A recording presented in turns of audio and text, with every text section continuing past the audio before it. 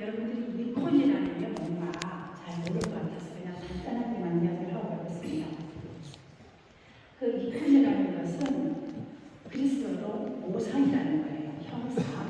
그래서 예수님의 모습이나 이렇게 거룩한 형상을 만드는 것들을 이콘이라고 하고, 우리가 우리 옛날에 그 컴퓨터에 이렇게 보면 아이콘이라고 위에 그림들이 나와 있잖아요. 그죠? 예전에는 그걸 아이콘이라고 이야기했죠. 그게 이런 형상이라는 거예요. 모상이라는 거. 그런데 이 이콘이 그리게 되어진 것들은 물론 역사적으로 제가 이 1시간 동안 하려고 그러니까 뭐를 좀 해줘야 될지 잘 모르겠어요. 아무튼 이 굉장히 역사적인 이 시간을 거쳐서 이 문맹인들, 그를 모르는 분들이 많았었거든요.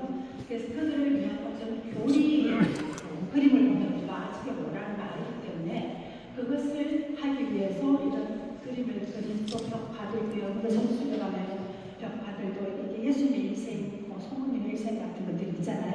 이렇게 하나의 교리 벽화였었어요. 교리를 위해서. 그렇게 해서 이콘이라는 게 그려지게 됐고, 초기 이콘이 초기 그리스도 교회에서 로마에 박해시될 때 어디서부터 시작을 했냐면, 박해시될 때 시작한 곳이 카타콤바예요. 아시죠? 지하 무덤. 그 로마에는 다 지하 무덤으로 다 되어 있어요. 그래서 이 전주 교인들이 거기서 숨어서 신앙생활을 하고, 그리고 자기들이 죽으면 거기에 묻혀서 그 무덤에 작게 내가 그리스도인이라는 표시들을 했죠. 거기에 그리스도의 표시들이 뭐냐 하면 물고기, 그죠? 물고기나 십자가나 뭐 비둘기나 뭐 올리브 바지나 이렇게 작게 표시를 하면서 당신들이 신앙인으로서 여기서 묻혀있다라는 표시들을 상징적으로 한 거예요. 그때는 이렇게 드러내고 하지를 않은 상태였기 때문에.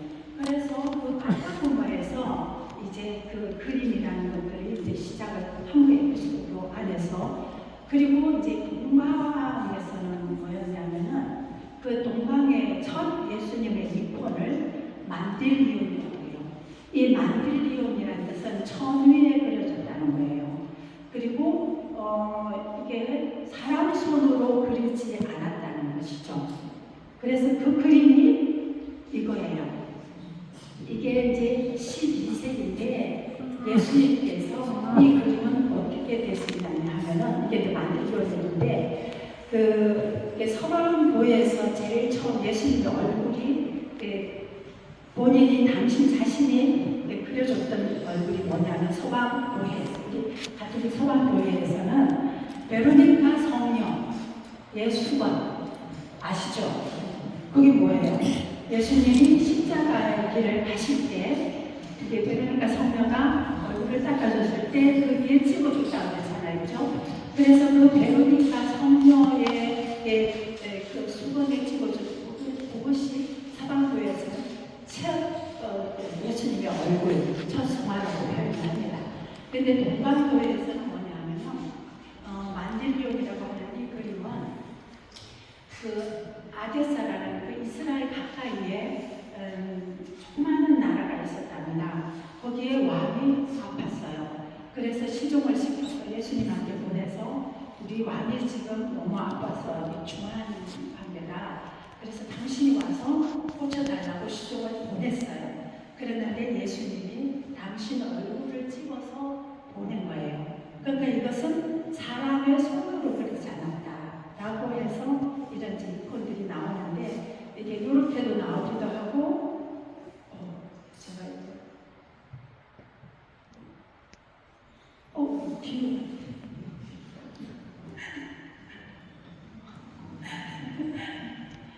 이렇게도 이렇게 수건에 이렇게 그리기도 합니다. 그래서 후대에 예수님이 직접 당신 얼굴을 찍어줬다 해서 이런 모양으로 이제 그리면서 그 이콘이 시작을 하게 되는 것입니다. 그 중에서 이제 성모님의 이콘들이 굉장히 많아요. 셀 수 없이 성모님의 모습들의 이콘들이 많은데 이제 그 중에서 제가 몇 가지만 해서 예수님의 생애, 성모님의 생애에 대한 이콘들을 함께 보겠습니다. 성모님 삶이 아주 디테일하게는 여러 좀 사이에 들어가야 될 게 많은데 제가 그냥 크게 시간도 줄여야 되니까 크게 말해서 성모장은 아시죠? 성모장은 축일이 언제예요? 징그레다 웃으시고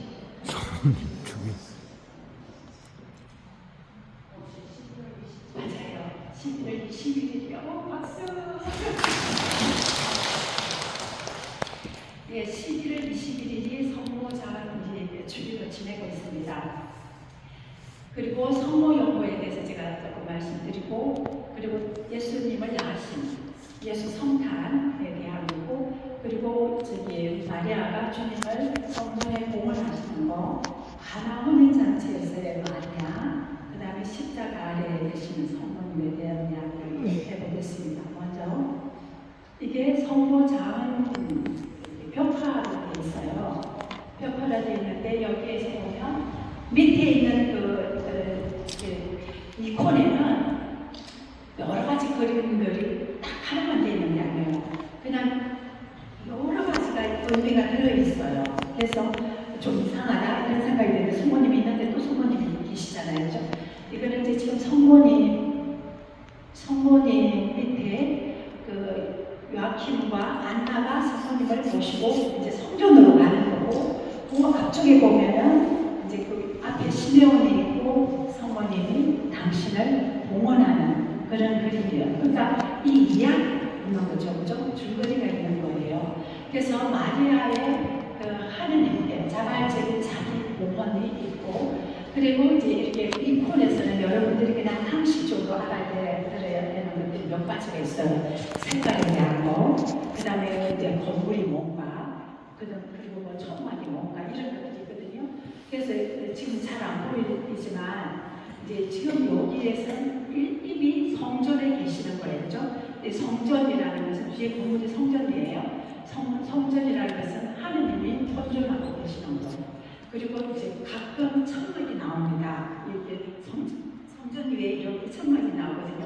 이 천막도 하느님이 계심을 의미하는 거예요. 하느님 현존을 의미합니다. 그래서 7살 때, 아니 3살 때 성모님이 자기가 스스로 자기를 봉헌하고, 그 다음에 이제 7살 때 그 양친이 또 성모님을 이제 봉헌을 하는 그런 것을 우리가 기념하면서, 그러니까 성모님이 어릴 때부터, 날 때부터 하느님께 선택받아서, 우리 성모님은 뭐라고 해요? 죄가 없이 태어나셨다는 거잖아요. 원죄 없이 잉태되신 성모님. 그래서 어릴 때부터 하느님께 당신을 봉헌하셨던 거예요.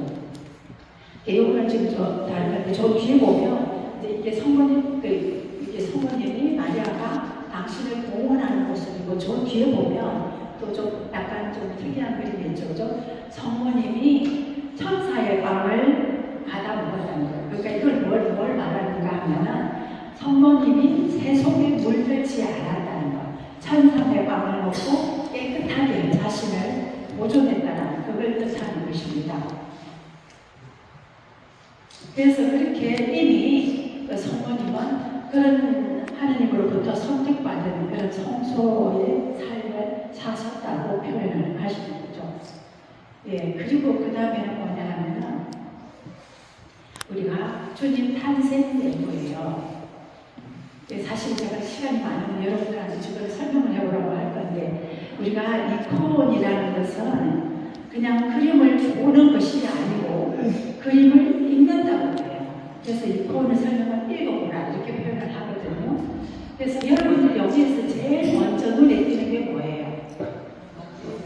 가브리엘 천사, 그리고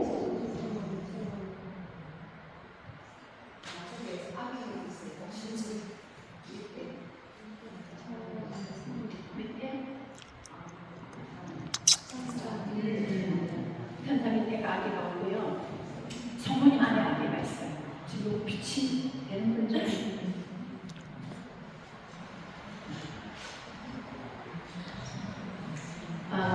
이제 여기는 12세기에 그려진 성탄 예고 그림이에요. 굉장히 정적인 그림이죠. 여기에서 보면 그리고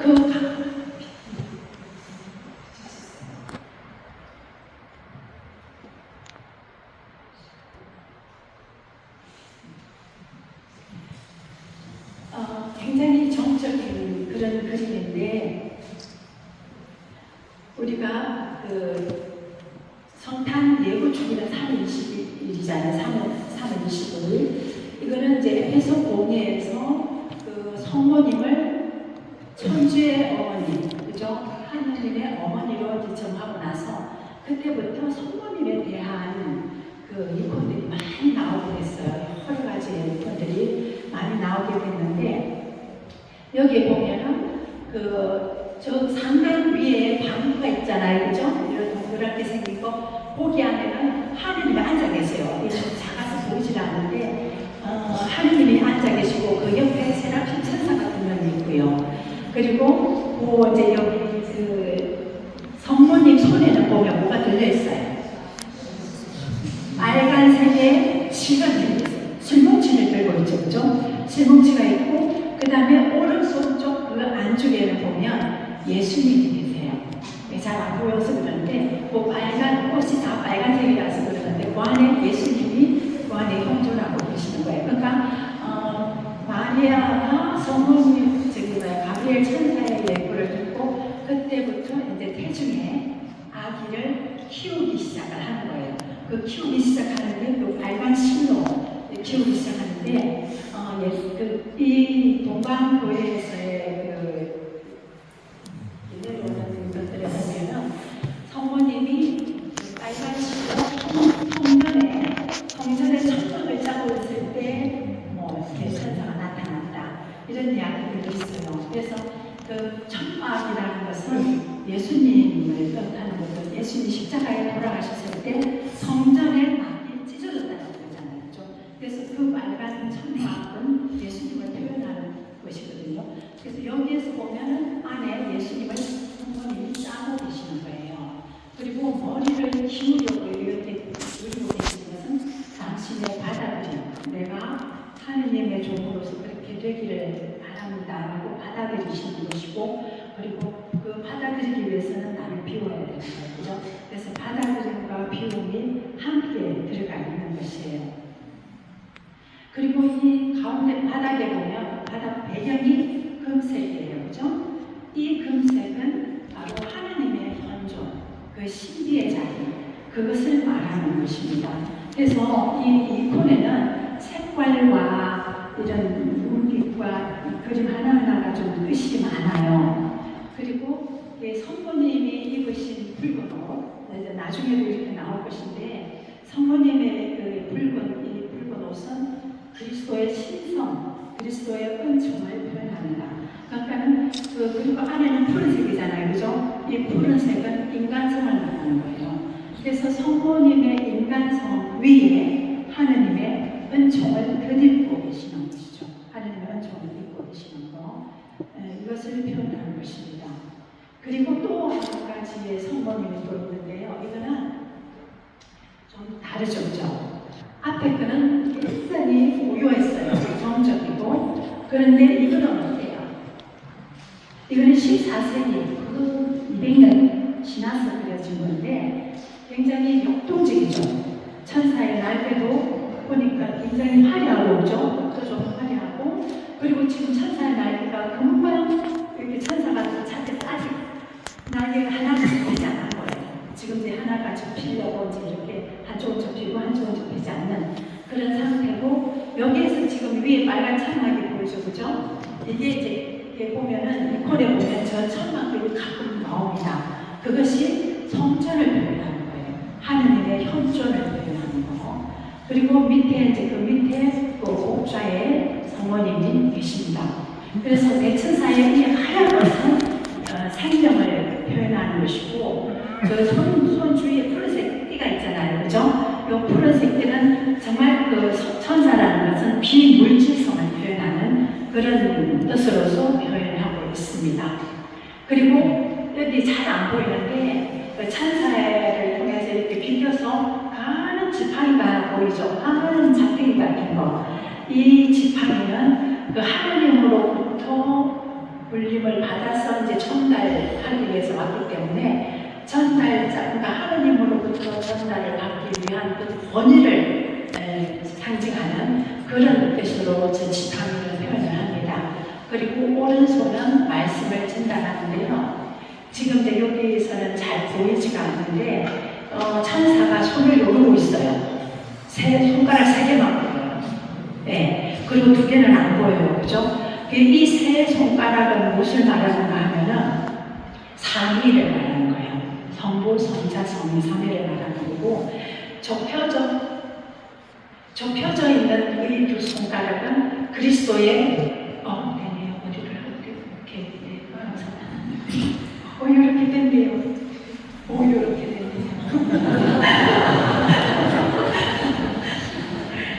네, 이걸 하고 싶었어요. 여기에 손가락이 3개만 보이죠? 예. 그래서 이 2개는 그리스도의 인성과 신성을 표시를 하는 것이죠. 근데 보통 이콘에서 예수님의 이콘에 보면 이렇게 잘 나와요. 이제 나중에 유심히 보시면 이거는 축복을 뜻하는 거예요. 안복을 뜻하는 것이죠. 네, 그걸 이제 상식적으로 알고 있으면 될 것 같습니다.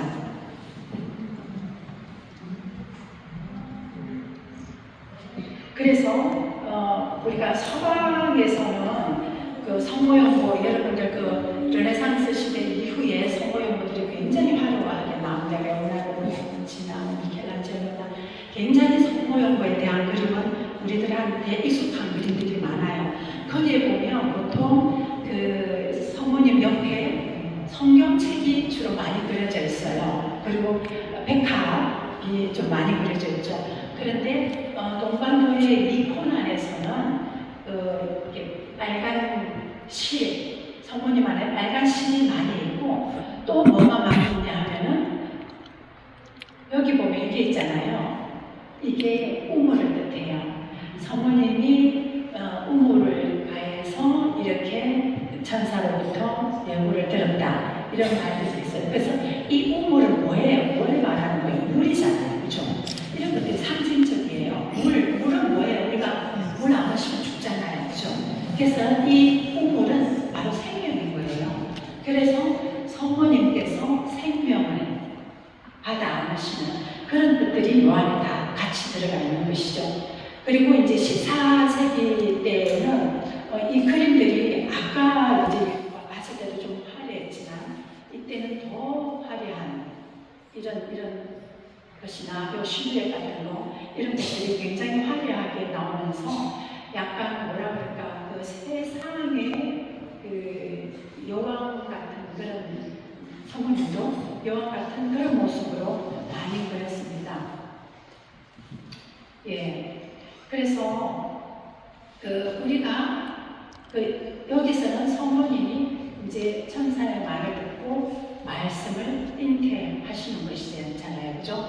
우리들 삶 안에서도 우리는 예수님을 잉태할 수 있다, 없다? 있다. 어떻게? 성체를 보시면서. 맞아요. 성체를 보시면서 또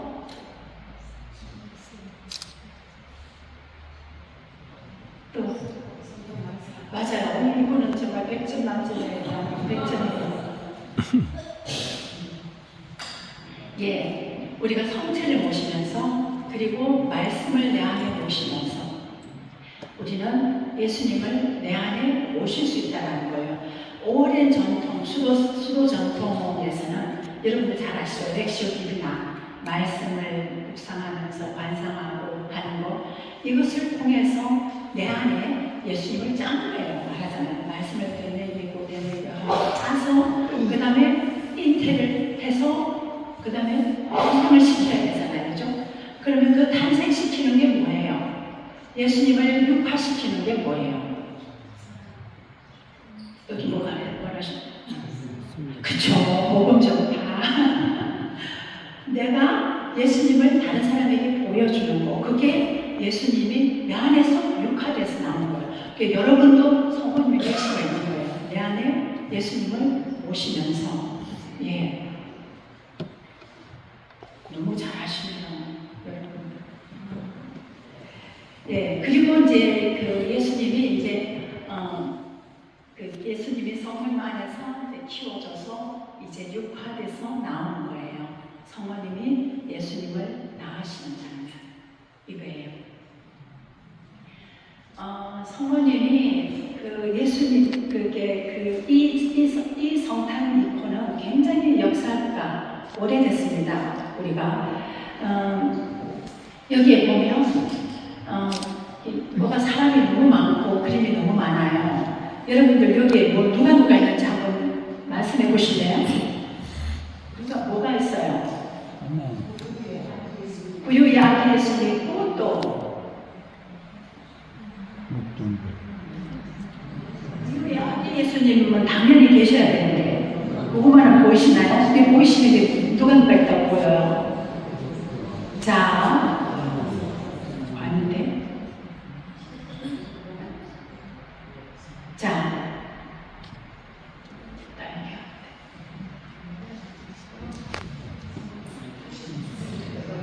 여기 앞에 예수만 계시는 게 아니죠. 저쪽에 누가 있어요? 여기 동방박사. 여기는 천사들이에요. 그죠? 여기는 말과 소가 있고, 여기는 목동들이 있고, 여기는 어떤 여인이 목욕을 시키려고 불을 붓고 있고, 여인들이. 여기는 누구일 것 같아요? 네? 여기는 요셉이에요. 자, 여기는 요셉을 유혹하는 사탄이에요. 이게 이제 어떻게 되냐면은 요셉이 정말 예수님이 저 동병이어가 됐으면 하는 아들인가고 이제 좀 의심을 하고 있는데 옆에 요 사탄이 이제 순례자의 모습으로 나타나서 아니다. 자꾸 그렇게 말하고 있는 거예요 지금. 그래서 여기서 모든 사람들이 다 동원했어요. 여기서 말하고 싶은 건 뭐냐면 하느님의 아들 예수 그리스도가 이 세상에 탄생하실 때 이 우주 만물이 그 드라마 속으로 들어왔다는 거예요. 모두가 거기에 참석했다. 그런데 우리 인간은 누구를 참석시키는가? 성모님을 안에 참석시킨다는 거예요. 여기에서 제가 자꾸 이걸 잘못해왔고. 그래서 여기에서 한번 보세요. 뒤에 산이 막 높은 산이에요. 그죠? 여기서는 산은 제가 여기 적어놨죠. 산은 뭐예요? 하느님이 거처하는 곳이라는 거. 이 산, 뒤에 산에 이 코너 안에는 보면 산의 표현을 많습니다. 그거는 하느님이 계시는 곳이라는 것이죠. 그리고 여기에서 보면 예수님이 아주 특별해요.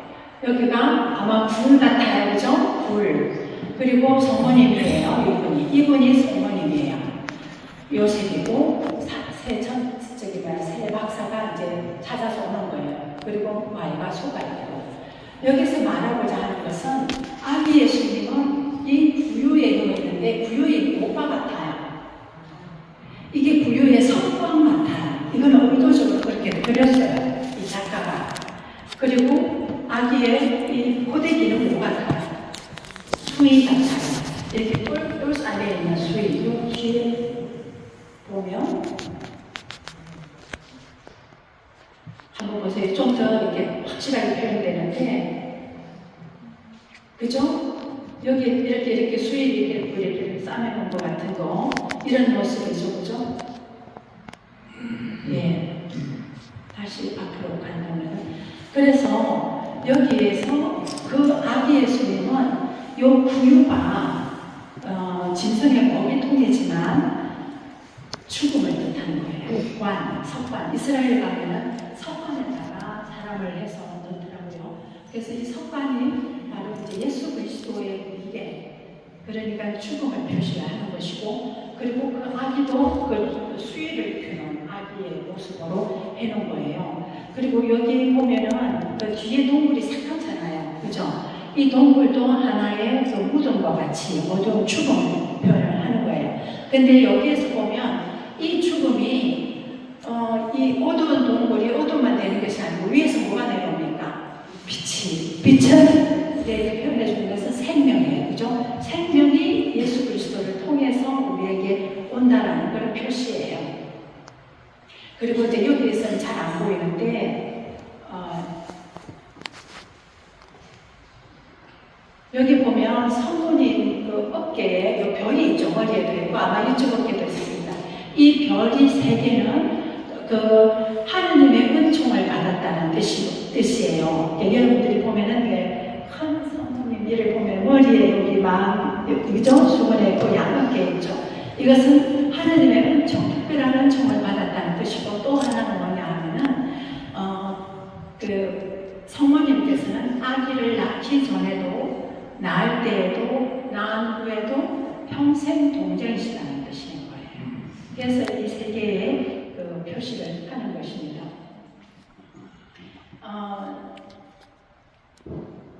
예수님께서 이 먹이통에 여기에 짐승의 먹이통으로 가셨는데 결국은 이 땅에 그 먹이통은 뭐예요? 구유가 뭐예요? 짐승들의 먹이통이잖아요. 그죠? 그리고 그 먹이통이 깨끗해요? 깨끗해요. 그래서 이 먹이통을 말하는 것은 뭐냐면은 인간의 죄가 있는 이 세상을 표현한 거예요. 인간의 죄가 있는 이 세상에 당신이 우리에게 먹이로 내어놓으셨다는 것. 이 세상에 우리를 만나기 위해서 이렇게 먹이통으로 내려오셨다는 것을 뜻하는 것입니다.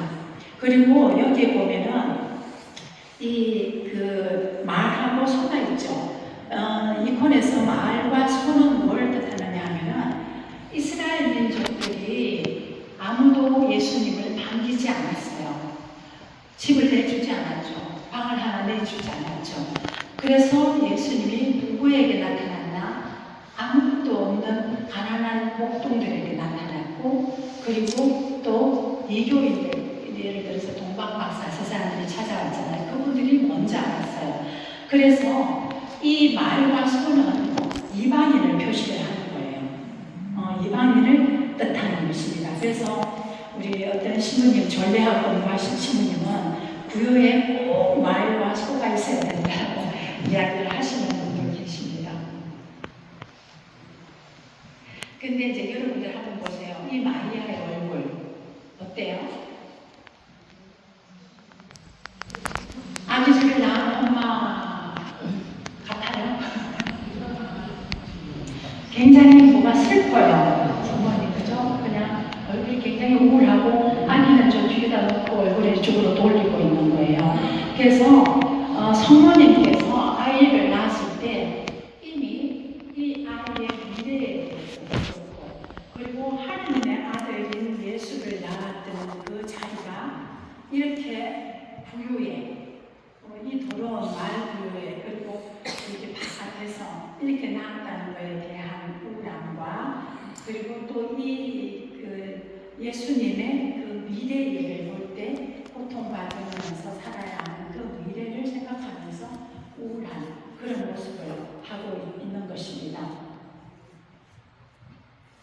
예, 그런데 이제 이렇게 예수님의 탄생부터 시작을 해서 계속적으로 그 성모님이 뭔가 예수님을 낳고 나서 기뻐해야 하지만 그 예수님의 인생을 생각할 때 기뻐할 수 없는 그런 그 고통을 함께, 예수님의 고통을 함께 가지고 가셔야 하는 어머니, 아마 여러분들은 저보다도 더 많이 아실 것 같아요. 그 성모님의 고통을. 여러분들 자녀들 잘 되고 잘못되면 여러분들이 기쁘고 슬프고 그렇잖아요. 그죠? 그런 것과 마찬가지예요. 성모님이라는 분이 예수님의 일생을 따라다니시면서 고통받으실 때 함께 고통받고 그 또 기쁠 때 같이 기뻐하실 수 있는 그런 분이었었죠.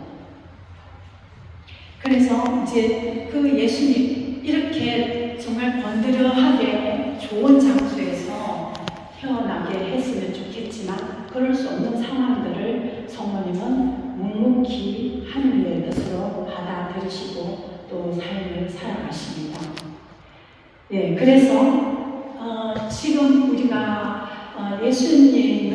성모님이 예수님을 잉태하셨을 때 나이가 10대라고 보고 있어요. 아주 소녀 10대. 그 10대의 여리고 어린 소녀가 이렇게 예수님을 낳고 그 길을 따라가면서 이제 우리 모두의 어머니가 되시고 그리고 인류의 어머니가 되시고 그 다음에 우리를 도와주시는 믿음의 어머니가 되어 가십니다. 여기서 그 다음에 이제 성모님이 아기 예수를 낳고 나서 그 다음에 무슨 일이 일어나느냐, 아기 예수를 성전에 봉헌하시잖아요. 그죠?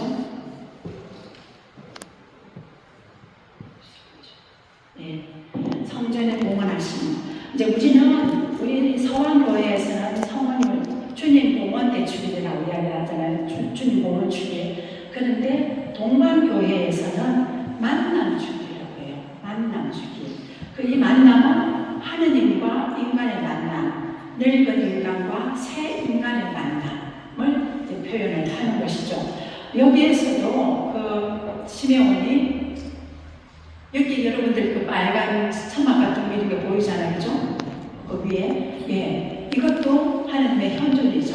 하나님의 현존을 표현하는 것이고, 뒤에 이제 요셉이 따라가고, 그리고 여기 이제 그 한나가 이제 같이 있는 것이에요. 여기에서도 예수님의 망토는 붉은색이에요. 이게 이제 고통을 상징을 하고, 아까 제가 또 하나는 다른 뜻은 뭐냐면 하나님의 은총을 입은 그것을 또 상징한다고 그랬어요. 그죠? 그 푸른색은 뭐라고 했어요? 인간성, 그리고 중재하는 존재로 이제 표현을 하고 있습니다. 여기에서도 보면 그 성모님이 시메온으로부터 당신이 아들 때문에 칼에 찔릴 것이다. 당신 가슴이 그렇게 이제 뭐랄까 성모님의 고통을 예고한 날이에요. 어떻게 보면 주님 복음 축일이 성모님 고통 예고 날일 수도 있는 것이죠. 그래서 당신이 아들 때문에 그렇게 고통받을 것이라는 표현을 합니다. 제가 몇 시까지 해야 되죠? 끝나야 돼요. 조금 몇 시까지 해야 되죠? 9시. 그 다음에 가나의 혼인잔치. 우리가 잘 아는 굉장히 중요한 그 성경 말씀이죠. 가나의 혼인잔치. 우리가 목주기도를 목주기도 할 때 여러분 우리 그 신비가 원래 세 개였잖아요. 그죠? 세 개였는데 교황 바울 2세가 그 교황님이 하나를 더 만들어서요. 환희의 신비. 환희의 신비를 만들면서 시체 신비를 만들면서 두 번째다. 그게 뭐예요? 가나의 혼인잔치. 그러니까 이제 시체 신비는 예수님의 일생에 대한 이야기들이거든요. 그러면 예수님의 일생은 어마어마하게 많은 것들이 있어요. 예수님이 세례 받으시고, 그 다음에 뭐 치유도 하시고, 뭐 여러 가지가 있는데, 하필 가나의 첫 가나의 혼인잔치에서 기적을 행하신 거, 이거를 왜 이단에다가 넣었을까? 당신이 이제 세례 받고 활동할 때, 이 가나의 혼인잔치는 이제 우리가 가나의 혼인잔치지만 이 주인공은 누군가 하면 예수님이에요. 네, 예수님이 이제는 그 새 포도주의 역할로 여기 오시는 거거든요. 이제 그게 하나의 표징이죠. 이제는 예수님이 인류 안으로 새 포도주의 역할로 오신다는 것을 표현해 주는데, 그건 이제 신학적인 것들은 너무 많으니까 이제 여기서 멈추고, 성모님이 여기 칸의 혼인잔치에 갔는데 포도주가 떨어진 거예요. 근데 성모님이 주인을 안 할까 안 하고 있어요. 근데 성모님이 포도주가 떨어졌다고 예수님한테 이제 말씀을 하시는 거죠. 근데 여기에서 우리가 중재자의 어머니라는 말이 나오는 거예요.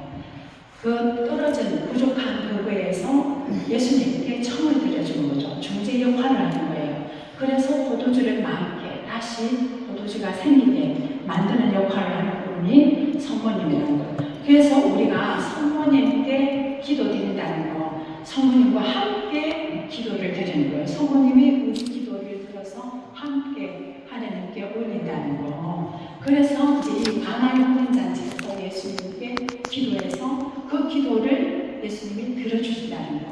그래서 여러분들이 묵주기에 기도하실 때 지향을 두고 하시고 하는 것들은 성모님이 이제 우리의 기도를 함께 들고 하느님께로 가신다는 것이죠. 그래서 가나 혼인잔치에서 성모님은 일꾼들을 시켜서 물을 부어라고 이야기를 하고, 그 다음에 이제 물을 다 채우고 나서 거기에서 이제 기적이 일어나는 것이죠. 그래서 그 성모님의 도움으로 일꾼들이 봉사를 통해서 거기에서 기적이 일어날 수 있다는 것, 그것을 말하는데, 성모님이 여기서 뭐라고 그러냐면은 무엇이든지 그가 시키는 대로 하라고 했어요. 그러니까 우리가 여기서 무엇이든지 그가 시키는 대로 하라는 것은, 저는 제가 이걸 이렇게 묵상을 하면서 성모님이 가브리엘 천사의 인사를 받으면서 그대로 내게 이루어지소서라고 하는 것과 마찬가지 같은 그런 느낌이 저는 조금 들었습니다. 그냥 믿고 거기에 기다림을 갖고 있을 때 하느님이 그 안에서 활동하신다는 거. 그래서 저는 이 가나의 혼인잔치를 보면서 많은 교회의 봉사자들이 그 하느님께 우리가 봉사의 시간을 내어놓고 또 육체적인 것들도 여러 가지 영적인 것들도 이렇게 봉사의 시간을 내어놓을 때 그 내어놓는 것 안에 하느님 당신이 활동하셔서 우리들을 통해서 하느님의 기적이 이루어질 수 있다는 거, 이런 제가 좀 묵상을 하게 됐습니다. 그래서 성모님의 믿음으로 이제 그 일꾼들이 움직이고 또 우리의 믿음이 또 주변으로 확산될 수 있는 것. 그래서 성모님은 우리의 중재자로서 우리가 필요한 것들을 알고 계신다는, 누구보다도 우리의 필요를 알고 계시고 우리를 위해서 함께 기도해 주시는 분이라는 것이죠.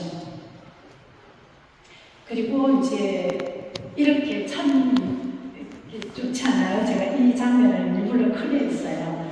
아주 성모님이 그 예수님 등뒤에다 대고 야 포도주 먹다니까 포도주 좀 만들어주고 이러고 계시는 것 같아요. 야 루시아가 아프대 좀 도와주고 누가 힘들 때 도와주고 이렇게 하고 계신 어머니 같은 느낌이 저는 들었어요. 이렇게 우리와 함께 계시면서 우리의 중재자의 역할을 하시는 어머니라는 거예요. 예, 그리고 이제 마지막으로 십자가 아래에 계시는 성모님. 여기서 보면 이제 십자가가 이제 하늘과 땅을 통합해서 그 밑에 시커먼 여기 불이 있어요. 그죠? 그리고 이거는 해골을 표시하는 겁니다. 죽음. 그래서 십자가 아래에 이제 그 죽음과 지옥에 대한 그 예수님의 승리, 이것을 말하는 것이고, 이 뒤에 이제 건물들은 예수님이 성 밖에서 돌아가셨잖아요. 그죠? 그래서 예루살렘 성 밖에서 죽임을 당하시는 그런 모습이에요. 여기에 천사들도 많이 슬퍼하고 있고, 그리고 이 사람은 백인 대장이에요. 이분이 정말 하느님의 아들이시구나, 예수님의 죽음을 보고 하느님을 고백하시는 그런 장면이고, 요한은 약간 이제 슬픈 듯이 고민을 하고 있고, 여기에 성모님이 계십니다. 뒤에는 또 다른 여인, 마리아 막달레나인지 모르겠어요. 다른 여인이 여기서 마지막 예수님의 죽음을 이제 바라보고 있는데, 여러분들 한번 보세요. 예수님의 이 십자가의 모습이 어떤 느낌이신가? 굉장히 편안하지 않아요? 그죠? 그냥 그 발바닥 그냥 이렇게 서 계시는 것 같은 그런 느낌의 편안함을 갖고 있는, 여기에 이제 일단 그 가슴에서 피와 물이 쏟아지고 있는 것이고, 이 양은 가에 손에서도 이제 피가 나고 있습니다. 이게 아주 오래된 그림들이기 때문에 그림이 아주 이렇게 좀 명확하지가 않아서 여러분들 좀 보시기는 어려운데, 성모님이 끝까지 당신 아들 예수 그리스도의 삶을 따라서 마지막 십자가 아래까지 그 고통을 함께하고 계시는 어머니이십니다. 그리고 이제 이런 모습도 있어요. 예. 그리고 이제 십자가에서 내리시는 거예요. 그 십자가 이제 이게 보면은 이렇게 뭐가 이렇게 단이 있어요, 그죠? 단이 하얗게 되어 있고 그 위에 성모님이 계시는데 이게 교회의 기초이신 어머니라는 거예요. 그래서 성모님은 우리 교회의 기초가 되시는 분. 그래서 이제 예수님을 내려서 여기에서 성모님은 이제 그 십자가에서 예수님을 내리시면서 당신 아들 예수 그리스도가 정말 하느님으로부터 사랑받는 아들이었고, 그리고 하느님이 얼마나 인간을 사랑했는가 그 모습을 예수 성모님도 여기서 이제 바라보게 되는 것이에요. 예수님께서 십자가에 달리셔서 그 사지에 다 못이 박혀서 마지막 숨을 거두실 때 뭐라고 하셨습니까?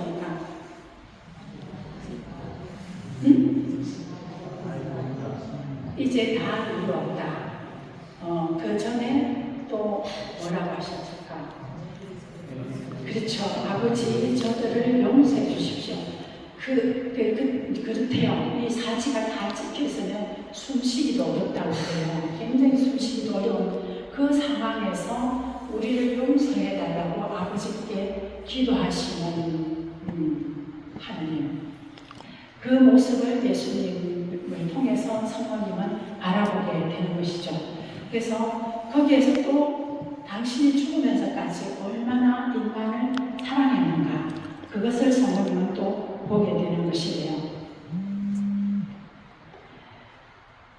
그 십자가 아래에 계시는 그 마리아는 우리가 수세기 동안 교회가 고백해온 교회의 근본 교리, 참 하느님으로부터 오신 참 하느님이 사람이 되셨다는 것을 최초로 믿었던 신앙인이라는 거.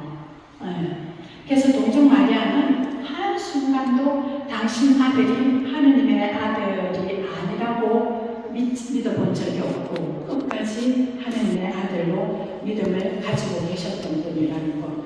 그래서 예수님은 그 십자가 아래서 당신 어머니에게 보여주신 것은 뭐냐면 십자가에서 그냥 죽어버려요. 인간을 위해서 죽어버리는 그 모습이에요. 말하자면 당신이 이 세상에 살았을 때 많은 기적을 행하셨어요. 아픈 사람을 낫게, 심지어는 죽은 사람도 부활시켜 주사였죠. 그런 분이 죽을 수밖에 없는 것.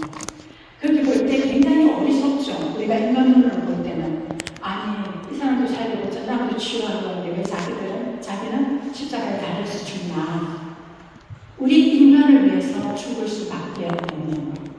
여러분들 어머니 아버지시니까 그래서 아실 거예요. 내 가족을 위해서 죽을 수밖에 없는 것, 죽는다는 희생할 수밖에 없는 것. 예를 들어서 아버지가 너무 어렵고 힘들다고 야, 나 못하는 거다, 나 너무 직장 때려치우겠다 하면 여러분은 어떻게 돼요? 가정이 파탄이 와요. 내가 못 사는 것이죠. 그런데 그것을 이기고부터 거기서 살아낼 때 우리 가족은 사는 거예요. 제가 그래요. 어머니들, 아버님들 잘해드리라고. 우리 누군가의 그 큰 희생으로 우리는 살죠. 이 세상에서도 마찬가지예요. 근데 그거와 마찬가지로 예수 그리스도가 내가 십자가에서 내가 이거 하면 못 나오겠어 뛰어나와버리면 우리는 구원을 받을 수가 없는 거예요. 십자가를 통한 승리를 우리에게 보여주시는 거예요. 십자가로 끝이 아니라는 거. 그렇잖아요. 십자가로 끝이 아니죠. 뭐가 있었어요? 부활이라는 거 있잖아요. 그래서 이 세상은 예수님이 돌아가셔서 우리에게 가장 크게 보여주는 것은 이 세상의 끝은 죽음이 아니라고, 저 세상이 있다는 것. 그래서 어리석게 죽을 수 있다는 것. 그것은 나를 구원하기 위해서도 그렇고 너를 구원하기 위해서도 있다는 것이죠. 그래서 여기서 십자가 아래에서 성모님에게 예수님은 십자가가 끝이 아니라는 것을 보여주시는 승리를 보여주시는 거예요. 그래서 궁극적으로 십자가의 지혜는 고통과 두렵고 실패 같은 모습, 그런 결국은 마지막으로 이 죽는 그 모습이 끝이 아님을 보여주는 것이고 십자가의 어리석음으로 인간을 구원할 수 있다는 것. 그래서 여러분들이 이 세상에서 우리와 함께 살면서 누군가를 위해서 조금 희생하고 그 희생은 그 사랑으로 표현이 되는 것이죠. 그 희생하고 사랑할 때 나도 구원되지만 옆에 사람도 구원되는 것, 이것이 복음화가 되는 것이라고 생각을 합니다. 그래서 성모님께 예수님이 마지막으로 그림 보여주신 것은 죽음이 끝이 아니라는 것. 그렇기 때문에 우리는 여러분들은 이 자리에서 예수님을 믿고 사시는 거예요. 예수님이 돌아가시고 그게 끝이다. 믿을 필요가 없어요. 너도 죽고 나도 죽는데. 그렇지만 저 세 사람이라는 게 있기 때문에 우리는 믿고 또 희생하면서 십자가의 어리석음을 우리도 행하는 것이죠. 예. 그것을 그 성모님은 그 아래에서 바라보고 계십니다. 예, 저는 이제 그 일생을 통해서 예수님 그 성모님의 그 삶을 이렇게 봤는데 제가 또 하나 이것은 뭐랄까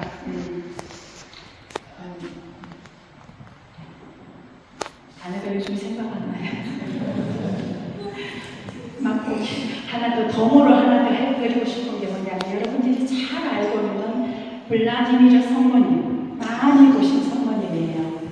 이거 많이 보셨죠? 예, 블라디미르 성모님에 대해서 제가 그냥 잠깐 이제 많이 본 성모님이기 때문에 제가 이제 조금 설명을 우리가 이렇게 블라디미르 성모님을 우리가 보통 또 자비의 성모라고도 이야기를 합니다. 자비의 성모.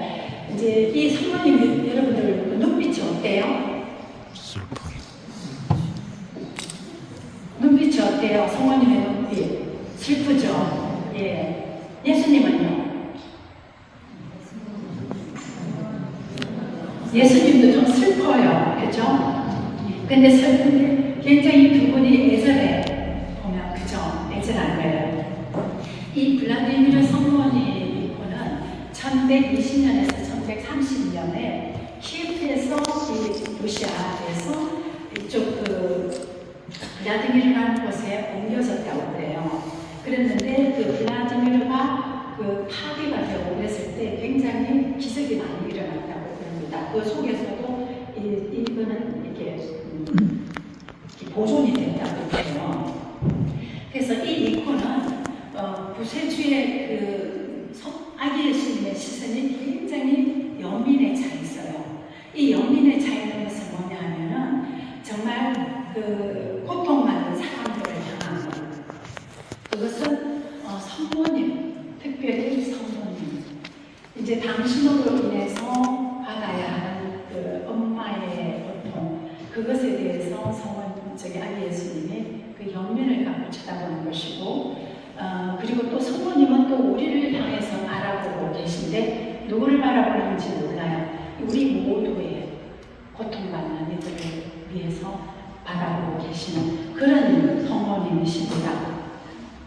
그래서 이제 그 어머니는 아들이 앞으로 겪게 될 그런 고통에 대해서 안타까워하는데 그 아들은 마리아의 또 슬픈 시즌에 어떻게 하고 있어요? 엄마를 위로해 주는 거예요.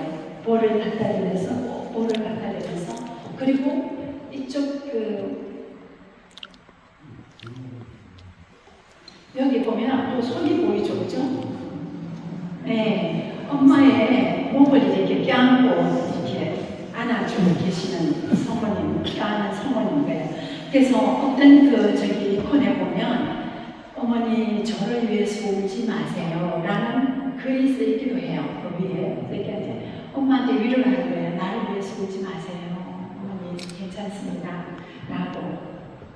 그래서 어머니가 느끼는 그 고통과 그 미래의 순환과 십자가를 나타내는 그런 슬픈 얼굴인 것이죠.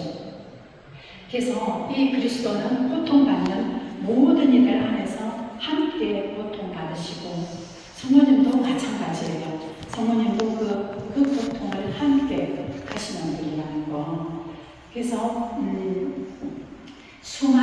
이 세상에 수많은 고통받는 이들을 위해서 함께 기도해 주시는 어머니라는 것이죠. 그래서 이 성화의 아름다움은 이 두 분의 눈빛도 참 아름답죠. 그죠? 아름답지만 이 작은 아기의 손, 어머니를 위로하시는 이 아기의 손, 이것이 굉장히 아름다운 표현입니다. 그래서 우리 모든 우리는 마리아의 그런 얼굴에서 그런 슬픔, 원해, 두려움, 불안도 있지만 우리와 함께 계시면서 우리를 위로해 주시는 또 예수님도 함께 계시다는 것, 이것을 이 그림 안에서 표현해 보겠습니다. 여러분들 여기 보면 이제 별이 굉장히 확실하게 나타나죠, 그죠? 여기에, 그죠? 이제 양쪽 어깨는, 이쪽 어깨는 이제 예수님이 감사했기 때문에 안 보이는데, 이 별이 하느님의 은총을 입었다는 표시이고 평생 동정이시라는 그런 표현으로 이게 그려지고 있습니다. 제가 이제 결론적으로 말하자면 베네딕토 16세 교황님께서는 이렇게 말씀하셨어요. 성모님은 모든 성덕의 거울이시고 믿음의 여인이시라는 거. 10대 소녀였던 마리아가 예라고 응답하면서 우리에게 구세주를 낳아주셨는데 그 성모님의 위대함은 당신 자신이 아니라 성모님이 위대한 이유는 당신이 드러나는 것이 아니고 당신을 통해서 하나님이 드러높이는 것, 이것이 성모님의 위대한 것이고, 그리고 겸손인되이 주님의 종으로 끝까지 살아가셨다는 것이죠. 그리고 이제 요한 바오로 2세께서는 그 성모님에 대해서 성모님의 예라는 그것이 우리가 꼭 영성체할 때 시모님이 그리스도의 몸 하면 여러분들이 아멘이라고 하잖아요. 그 응답하고 같은 거라는 거. 뭐냐면 예수님께서 시모님이 그리스도의 몸 하면 뭐를 물어보냐? 이 몸이 당신 안에 들어가기를 원하십니까? 당신 안에 육화되기를 원하십니까? 당신과 함께 살아가는 것을 당신이 원하십니까? 라고 신부님이 묻는 거예요. 그러면 여러분들이 아멘이라고 하는 것은 예라는 뜻이거든요. 네, 그렇게 하겠습니다.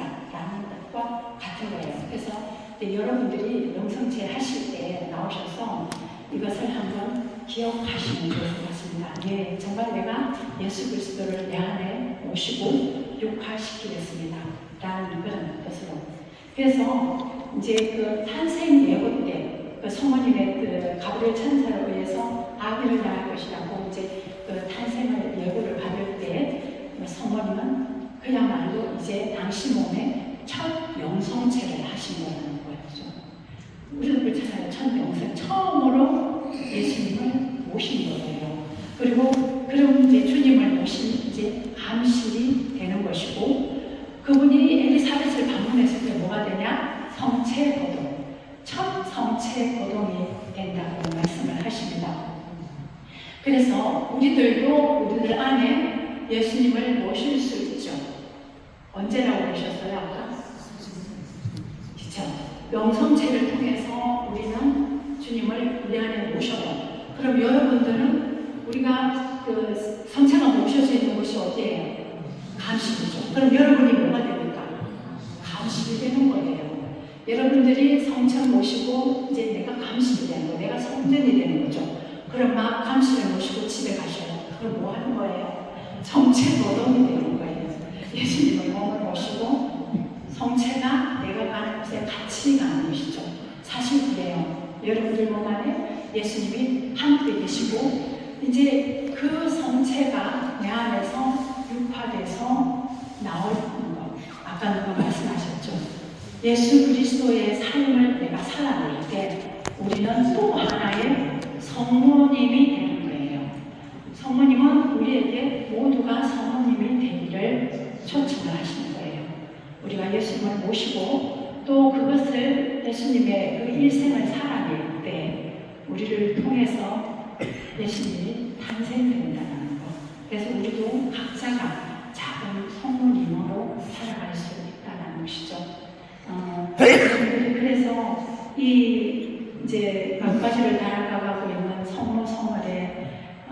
제보다도 아마 여러분들이 더 많은 성모님께 기도하고 성모님의 정보를 청하고 계실 것인데 이런 시간에 성모님과 더 많이 가까워지고 성모님 저는 그런 생각이 들어요. 다른 것보다도 우리 가톨릭에서 많은 성인들이 있지만 성모님을 우리의 어머니로 모셔서 우리가 기도를 함께 청하셨다는 것은 우리는 복된 존재라는 것이죠. 네. 그래서 그런 성모님에게 함께 기도를 많이 드리는 시간이 되었으면 좋겠습니다.